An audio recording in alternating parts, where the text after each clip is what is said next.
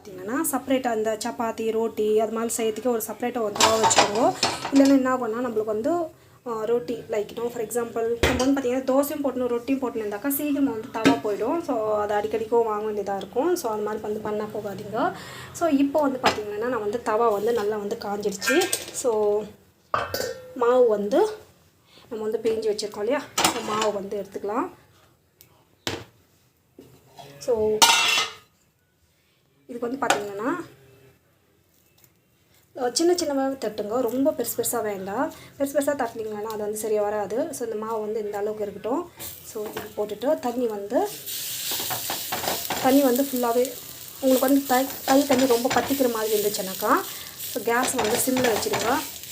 யூஸ்வலாக இது மாதிரி ரொட்டி தட்டப்பெல்லாம் வந்து பார்த்திங்கன்னா கண்டிப்பாக வந்து கை பற்றி கேஸில் வந்து சிம்மில் வச்சுட்டு நெக்ஸ்ட் நல்லா தட்டிட்டு போயிருக்கிறீங்கன்னா நீங்கள் வந்து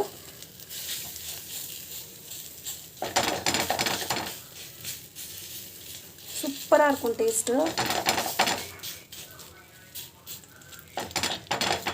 ஓகே, ஸோ இப்போ வந்து பார்த்திங்கன்னா நம்ம வந்து லைட்டாக வந்து ஆயில் போட்டுடலாம். ஸோ இப்போ வந்து கேஸ் வந்து சிம்மில் நீங்கள் வந்து எப்படி வேணால் வச்சுக்கலாம். ஸோ இப்போ வந்து நம்ம வந்து பார்த்திங்கன்னா கேஸ் வந்து ஸ்பீடாக வச்சுட்டேன். இப்போ வந்து பார்த்திங்கன்னா தவா வந்து எடுத்துடுங்க. எடுத்துட்டு நெக்ஸ்ட் வந்து பார்த்திங்கன்னா இது வந்து மொல்லமாக வந்து திருப்பி போட்டுக்கோங்க. இது வந்து பார்த்திங்கன்னா ஸோ இது வந்து திருப்பி போட்டுக்கோங்க. ஸோ இன்னொரு பக்கம் வந்து ஆயில் வந்து போடுறது வேண்டாம். ஸோ மேக்ஸிமம் வந்து லிமிட்டடாக வந்து ஆயில் யூஸ் பண்ணுறது ட்ரை பண்ணுங்கள். இப்போ வந்து திரும்பி வந்து க்ளோஸ் பண்ணுறோம். உங்களுக்கு வந்து பார்த்திங்கன்னா ஹெல்தியான ரோட்டி வந்து உங்களுக்கு வந்து ரெடி ஆகிட்டுச்சு. ஸோ இந்த அளவுக்கு வந்தால் போதும். இது வந்து பார்த்திங்கன்னா நான் வந்து பிளேட்டுக்கு வந்து ஷிஃப்ட் பண்ணிக்கிறேன்.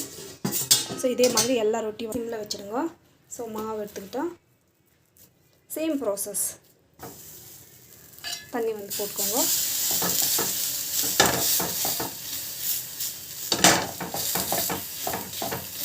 இதில் வந்து பார்த்திங்கன்னா கேரட் போட்டு செய்ய சாப்பிட்லாம், சூப்பராக இருக்கும்.